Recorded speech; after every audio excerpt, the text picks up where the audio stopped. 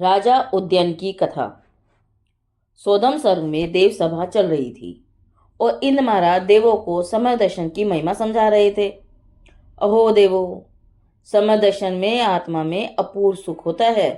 इस सुख के सामने स्वयं के वैभव की कोई गिनती नहीं है। इस सर्वलोक में साधु दशा नहीं हो सकती, परंतु समय दर्शन पूर्वक अपने आत्म स्वरूप की आराधना तो यहाँ पर भी हो सकती है।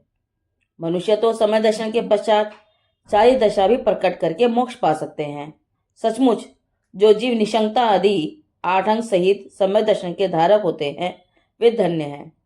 इसीलिए समयदर्शी जीवों की हम यहाँ स्वर्ग में भी प्रशंसा करते हैं।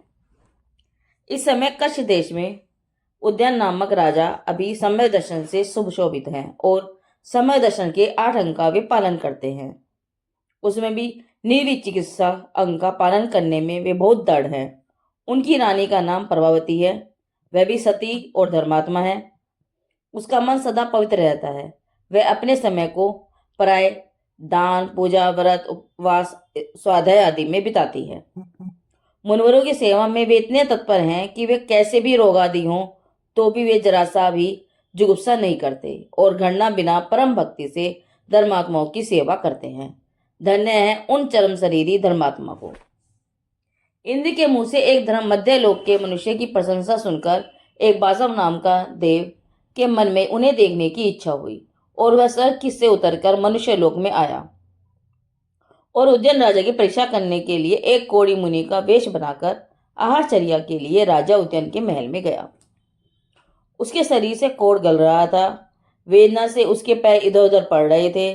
सारे शरीर पर मक्खियां भिनभिना रही थी और सब शरीर विकृत हो गया था।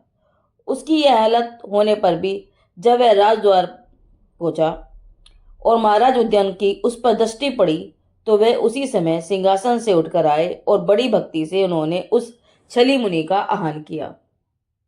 अरे लेकिन यह क्या! बहुत से लोग मुनि वासुदेव से दूर भागने लगे। बहुत से ने तो अपने चेहरे को कपड़े से ढक लिया, क्योंकि मुनि के काने कुबड़े शरीर में भयंकर कोढ़ रोग हुआ था और उसमें से असहनीय दुर्गंध आ रही थी। हाथ पैर से पीप बह रही थी, परंतु राजा का इस पर कोई ध्यान नहीं था। वे तो प्रसन्न होकर परम भक्ति से एकाचित होकर आहार दान दे रहे थे और समय को धन्य मान रहे थे। अहो रत्नधारी मुनिराज मेरे आंगन में पधारे हैं। इनकी सेवा करके मेरा जीवन सफल हो गया। इतने में मुनिराज के पेट में अचानक गड़बड़ हुई और उनको एकाएक उल्टी हो गई।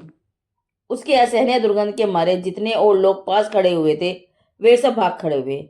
राजा रानी को किंचित भी गलानी नहीं हुई और मुनिराज के प्रति जरा भी घृणा नहीं आई, बल्कि अत्यंत सावधानी पूर्वक वे मुनिराज के दुर्गंध में शरीर को साफ करने लगे और उनके मन में ऐसा विचार आया, अरे रे, हमारे आहारदान में अवश्य कोई भूल रही होगी, जिस कारण से मुनिराज को इतना कष्ट हुआ। मुनिराज की पूर्ण सेवा हमसे नहीं हो सकी। इतने में मुनि ने उस राजा रानी पर भी महादुर्गंधि उछाल कर दी। राजा और रानी ने इसकी कुछ परवाह न कर उल्टा इस बात पर बहुत पश्चाताप किया कि हमसे मुनि की प्रकृति विरुद्ध न जाने क्या आहार दे दिया, जिसे मुनिराज को इतना कष्ट हुआ। हम लोग बड़े पापी हैं, इसलिए तो ऐसे उत्तम पात्र का हमारे यहाँ नियंत्राय आहार नहीं हुआ। सच है, जैसे पापी लोगों को मनवांछित देने वाला चिंतामणि रतन और कल्पवृक्ष प्राप्त नहीं होता, उसी तरह सुपात्र के दान का योग भी पापियों को नहीं मिलता है। इस प्रकार अपनी आत्मनिंदा कर और अपने परमात्मा पर बहुत खेद प्रकाश कर राजा रानी ने मुनि का सब शरीर जल से धोकर साफ किया। उनकी इस प्रकार अचल भक्ति देखकर देव अपनी माया समेटकर बड़ी प्रसन्नता के साथ बोला, राजा राजेश्वर, सचमुच ही तुम सम्यक दृष्टि हो, महादानी हो। निर्विचिकित्सा अंग के पालन करने में इंद्र ने जैसी तुम्हारी प्रशंसा की थी वह अक्षर अक्षर ठीक निकली। वैसा ही मैंने तुम्हें देखा। वास्तव तुम्ही ने जैन शासन का रहस्य समझा है। यदि ऐसा ना होता तो तुम्हारे बिना और कौन मुनि की दुर्गंध उछाट अपने हाथ से उठाता। राजन, तुम धन्य हो। शायद ही इस पृथ्वी मंडल पर इस समय तुम सरीखा समय दृष्टियों में शिरोमणि कोई होगा। आपके सम्यक को और धन्य है आपके निर्विचिकित्सांग को। इंद्र महाराज ने आपके गुणों की बहुत प्रशंसा की थी। आ गई। मुनि का वेश धारण करके मैं ही आपकी परीक्षा करने आया था। धन्य है आपके गुणों को। ऐसा कहकर देव ने उन्हें नमस्कार किया। वास्तव में मुनिराज को कष्ट नहीं पहुंचा। ऐसा जानकर राजा का चित्त प्रसन्न हो गया और वे कहने लगे, हे देव, यह मनुष्य शरीर तो स्वभाव से ही मलिन है और रोगों का घर है। यह अचेतन शरीर मलिन हो तो भी उसमें आत्मा का क्या। धर्मी का आत्मा तो सम्यक आदि पवित्र गुणों से ही सुशोभित होता है।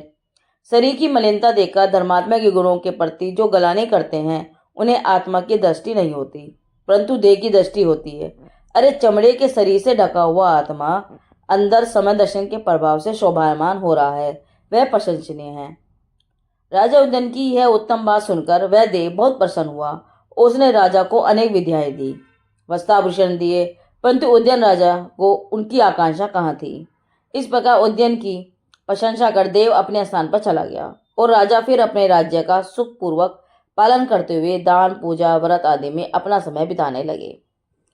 इसी तरह राज्य करते करते उद्यन का कुछ और काल बीत गया। एक दिन वे अपने महल पर बैठे हुए प्राकृतिक शोभा देख रहे थे। इतने में एक बड़ा भारी बादल का टुकड़ा उनकी आंखों के सामने से निकला। वह थोड़ी ही दूर पहुंचा होगा कि एक प्रबल वायु के वेग ने उसे देखते देखते नाम शेष कर दिया। क्षण भर में एक विशाल मेरुखंड के यह दशा देखकर उद्यन की आंखें खुली। उन्होंने सारा संसार ही अब क्षणिक जान पड़ता था। उन्होंने उसी समय महल से उतरकर अपने पुत्र को बुलाया और उसके मस्तक पर राज तिलक करके आप भगवान वर्धमान के समोषण में पहुंचे और भक्ति के साथ भगवान की पूजा कर उनके चरणों के पास ही उन्होंने जिन दीक्षा ग्रहण कर ली, जिसका इंद्र, नरेंद्र, नरेण आदि सभी आदर करते हैं।